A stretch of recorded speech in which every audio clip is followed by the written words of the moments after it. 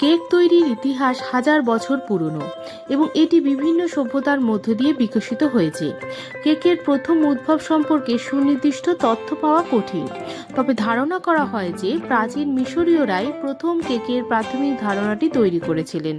তাদের তৈরি কেকগুলো ছিল বেশ সহজ এবং রুটির মতো, যা মধু দিয়ে মিষ্টি করা হতো। প্রাচীন মিশর মধু দিয়ে মিষ্টি করা রুটি ছিল কেকের আদি রূপ।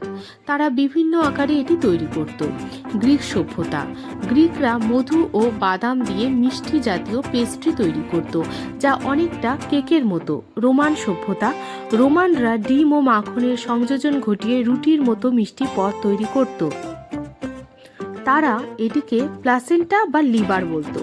ইউরোপীয় মধ্যযুগ 16শো শতাব্দীতে ইউরোপে চিনি সহজলভ্য হলে আধুনিক কেক তৈরির পথ প্রশস্ত হয়। বিশেষত ইংল্যান্ড ও ফ্রান্সে মাখন, ডিম এবং ময়দা মিশিয়ে স্পঞ্জ কেক তৈরি করা শুরু হয়।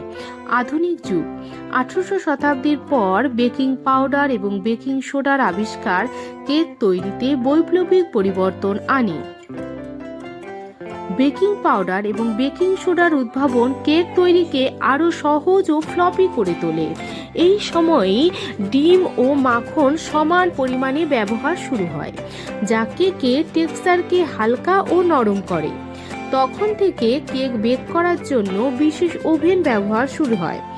20শো শতাব্দী উন্নত প্রযুক্তি এবং বৈদ্যুতিক ওভেনের আবিষ্কার কেক তৈরির শিল্পকে আরও জনপ্রিয় করে তোলে।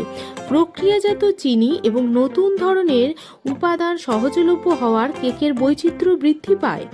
চকলেট কেক, ফলের কেক, স্পঞ্জ কেক এবং ক্রিম কেক এই সময় থেকে বিশ্বজুড়ে পরিচিত লাভ করে। ইউরোপ ফ্রান্সে পেস্ট্রি এবং কেক শিল্প বিশালভাবে বিকশিত হয়। গেটো এবং টার্টের মতো বিশেষ ধরনের কেক তৈরি হয়। এশিয়া চীনে চন্দ্র কেক এবং জাপানে মোচি কেক জনপ্রিয়। দক্ষিণ এশিয়ায় কেক মূলত ব্রিটিশ প্রভাবের মাধ্যমে প্রচলিত হয়। আমেরিকা 1920-র দশকে কেক মিক্সের ধারণা আসে, যা সাধারণ মানুষের কাছে কেক তৈরিকে আরও সহজ করে তোলে। বর্তমানে কেক শুধুমাত্র একটি খাবার নয়, এটি উৎসব, জন্মদিন, বিবাহ এবং বিশেষ উপলক্ষের গুরুত্বপূর্ণ অংশ।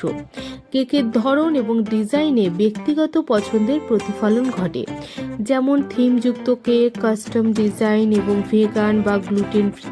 তো কেমন লাগলো আজকের এই ভিডিওটি? ভালো লাগলে অবশ্যই লাইক, কমেন্ট, সাবস্ক্রাইব করতে কিন্তু ভুলো না। অবশ্যই শেয়ারও করে দেবে।